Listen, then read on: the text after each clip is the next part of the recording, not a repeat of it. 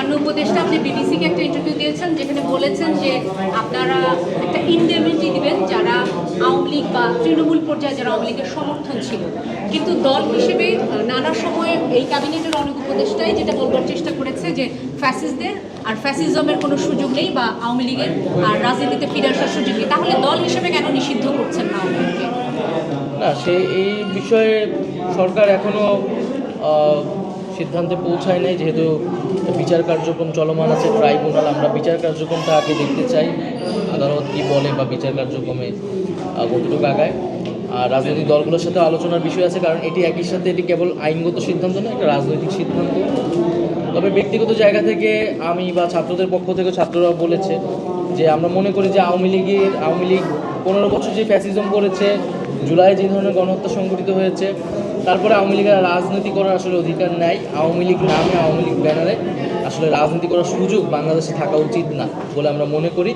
সেইটার আইনগত প্রক্রিয়া কী হবে, রাজনৈতিক প্রক্রিয়া কী হবে, সেটা হয়তো আমাদের আলোচনা করে বের করতে হবে।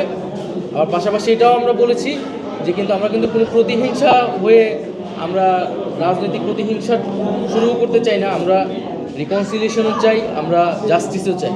ফলে যারা সন্ত্রাসী কার্যক্রমের সাথে জড়িত ছিল না, যারা করাপশনের সাথে জড়িত ছিল না, এরকম যারা সমর্থক গোষ্ঠী আছে, নেতাকর্মী আছে, তারা সাধারণ ক্ষমা পেতে পারে। তাদেরকে সমাজে একটা রিকনসিলিয়েশনের ব্যবস্থা থাকতে হবে, নাহলে সমাজকে আমরা বিভাজিত অবস্থায় রাখতে পারি না। একটু আগে আপনি বলছিলেন যে ভিন্ন মত আছে রাজনৈতিক দলের মধ্যে, কিন্তু সময় মতো আসলে ঐক্য থাকবে। যেমন এই জুলাই প্রক্লেমেশনের কথাই যদি বলি, সেটা আসলে এখনো হয়নি। তো এইসব বিষয় নিয়ে আপনারা কি আলোচনার মধ্যে আছেন কিনা? সেই জায়গায় আপনাদের যেহেতু দেরি হচ্ছে, যেহেতু সেটার আসলে কারণটা কি, মানে কোন জায়গায় আটকে আছেন বা রাজনৈতিক দলগুলোর সাথে? আমরা তো আলোচনায় আছি এবং সরকারের জায়গা থেকে সরকারের সম্পূর্ণ প্রস্তুতিও আছে। এখন একটা রাজনৈতিক দল বিএনপি এখানে দেরি করতেছে বা তারা একটু সময় চাচ্ছে, তো আমরা সেই সময়টাও তাদেরকে দিয়েছি। এখন দেখা যাক তাদের উত্তরটা কী আসে। কিন্তু আমি মনে করি যে এটা ছাত্রদের জায়গা থেকে এটা প্রথমে এককভাবেই ঘোষণার সিদ্ধান্ত ছিল। যখন রাজনৈতিক দলগুলো এটার অংশীদারিত্ব হতে চেয়েছে, তখন সরকার নিজে একটা উদ্যোগ নিয়েছে জাতীয় ঐক্য রক্ষার স্বার্থে।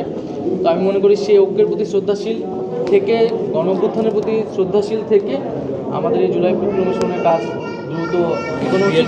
সরকারের জায়গা থেকে কিন্তু সরকার যে প্রস্তুত। বিএনপিকে কি আপনারা সময় বেঁধে দিয়েছেন, নাকি বিএনপি যে কোনো সময় দিবে?